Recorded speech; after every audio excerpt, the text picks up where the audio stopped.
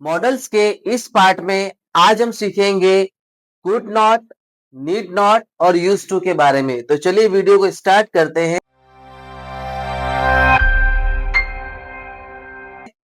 सबसे पहले हम सीखेंगे कुड नॉट। कुड नॉट का मतलब होता है नहीं कर सका या नहीं कर पाया।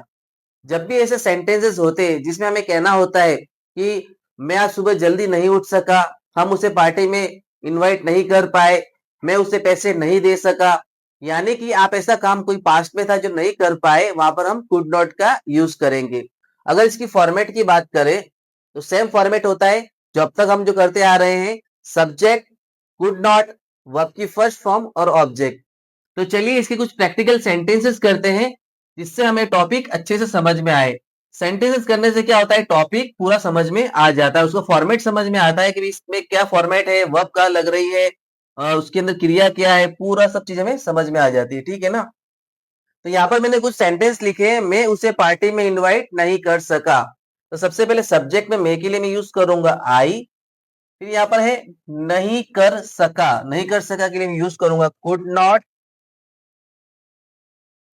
आई कुड नॉट। वर्ब है यहाँ पर इनवाइट करना, तो आई could not invite him. I could not invite him. अब देखो ये हिम लिखा है उसी के लिए, अगर यहाँ पर लड़की होगी तो मैं हर का भी यूज कर सकता हूँ। I could not invite him या invite her to the party. किसमें भाई? To the party. तो यहाँ पर सेंटेंस क्या बनता है हमारा? I could not invite him to the party. यहाँ पर एक और सेंटेंस लिखा हुआ है, हम उसे सच नहीं बता पाए। कभी कहते हैं ना भाई हम उसे सच नहीं बता पाए, तो हम के लिए यूज करेंगे वी। नहीं बता पाए, नहीं कर पाए, उसके लिए यूज करेंगे could not. We could not. अब यहाँ पर है बताना, वर्ब जो होती है बताना, बताने के लिए यूज करेंगे हम tell. We could not tell him. अगर लड़की है तो अगेन वही her. We could not tell him या टेल हर। सच को बोलेंगे द ट्रूथ। क्या बोलेंगे? The truth. We could not tell him या टेल हर द ट्रूथ। एक और सेंटेंस यहाँ पर है, मैं इस साल नया आईफोन नहीं खरीद सका। हम कहते हैं ना भाई इस साल तो मैं आईफोन नहीं खरीद सका या नहीं खरीद पाया। सेंटेंस क्या बनेगा? सब्जेक्ट में आ जाएगा आई, फिर वापस वही नहीं सका के लिए आ जाएगा could not. I could not. अब खरीदने के लिए यूज करेंगे verb buy. I could not buy. क्या नहीं खरीद पाया हूं मैं नया iPhone. I could not buy a new iPhone. I could not buy a new iPhone. कब नहीं खरीद पाया हूं मैं? इस साल। तो इस साल के लिए मैं यूज करूंगा दिस ईयर। क्या यूज करूंगा? This year. I could not buy a new iPhone this year. तो देखा कितना इजी है सेंटेंसेस को बनाना। चलिए नेक्स्ट स्लाइड में हम लोग समझते हैं नीड नॉट के बारे में। नीड नॉट का मतलब होता है करने की जरूरत नहीं है। अब जब भी आपको ऐसे सेंटेंसेस बनाने होते हैं जिसमें आपको कहना होता है कि तुम्हें मुझसे बात करने की जरूरत नहीं है, हमें उसके घर जाने की जरूरत नहीं है, तुम्हें मेरी बाइक लेने की जरूरत नहीं है, ऐसे जो सेंटेंसेस आते हैं उसे हम नीड नॉट पे बनाते हैं। अगर फॉर्मेट की बात की जाए तो ये भी सेम फॉर्मेट होता है। सब्जेक्ट, नीड नॉट, वर्ब की फर्स्ट फॉर्म और ऑब्जेक्ट। तो चलिए इसके भी कुछ सेंटेंसेस प्रैक्टिकल करते हैं हम लोग, ताकि ये भी टॉपिक हमें अच्छे से समझ में आ जाए। यहाँ पर कुछ सेंटेंस लिखे हैं मैंने, इनको भी हम लोग इंग्लिश के अंदर ट्रांसलेट करेंगे। तो यहाँ पर पहला जो सेंटेंस है, तुम्हें मेरे घर आने की जरूरत नहीं है। किसी को कहते हैं ना तुम्हें मेरे घर आने की जरूरत नहीं है, तो सेंटेंस क्या बनेगा? तुम्हें के लिए सब्जेक्ट में यू, जरूरत नहीं है तो need not. You need not. अब आने के लिए वर्ब यूज करेंगे हम come. You need not come. कहां पर? मेरे घर। You need not come to my house. You need not come to my house. कितने इजी सेंटेंस बन गया हमारा। एक और सेंटेंस करते हैं, तुम्हें मुझसे बात करने की जरूरत नहीं है। ऐसा सेंटेंस बोलते हैं ना हम लोग भी, तुम्हें मुझसे बात करने की जरूरत नहीं है। तो सेंटेंस कैसे बनेगा? यहाँ पर तुम्हें के लिए मैं यूज करूंगा यू, जरूरत नहीं है के लिए नीड नॉट।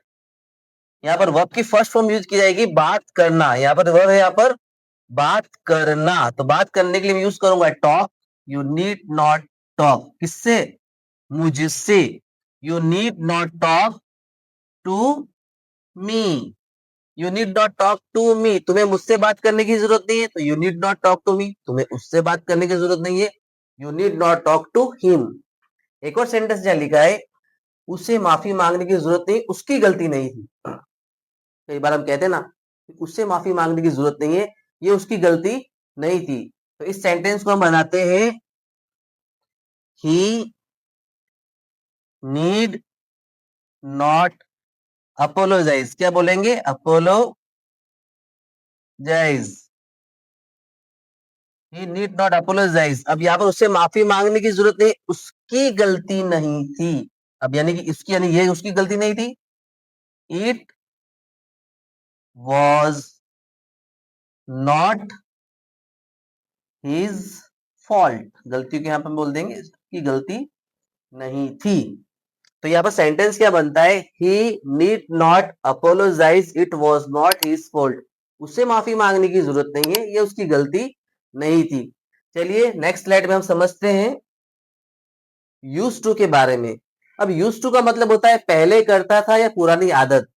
अब कोई भी ऐसा काम जो आप बहुत पहले करते थे या आपकी पुरानी आदत थी, वो यूज टू में जाता है। जैसे कि मैं पहले क्रिकेट खेलता था, हम पहले गांव में रहते थे, हम पहले पेड़ों पर चढ़ा करते थे, हम पहले बहुत सारी बातें करते थे। तो यानी कि जो भी अब पहले आप करते थे, आपकी पुरानी ओल्ड हैबिट थी, वो अब नहीं है।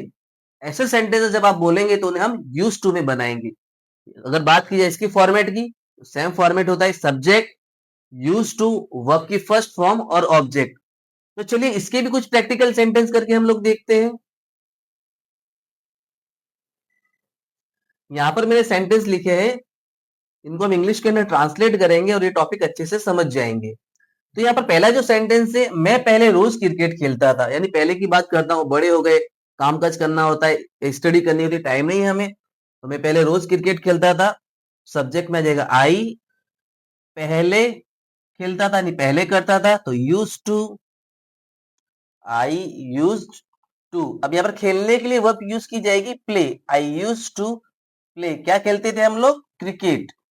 आई यूज टू प्ले क्रिकेट, रोज खेलता था, डेली।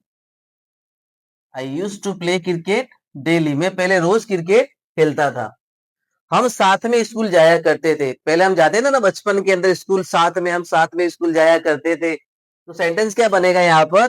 हम के लिए सब्जेक्ट हो जाएगा वी यूज टू, क्योंकि हम ऐसा करते थे। कहा जाते थे? साथ में school, we use to go to school, we use to go to school. साथ में के लिए हम यूज करेंगे टुगेदर, साथ साथ जाते थे हम लोग स्कूल पहले।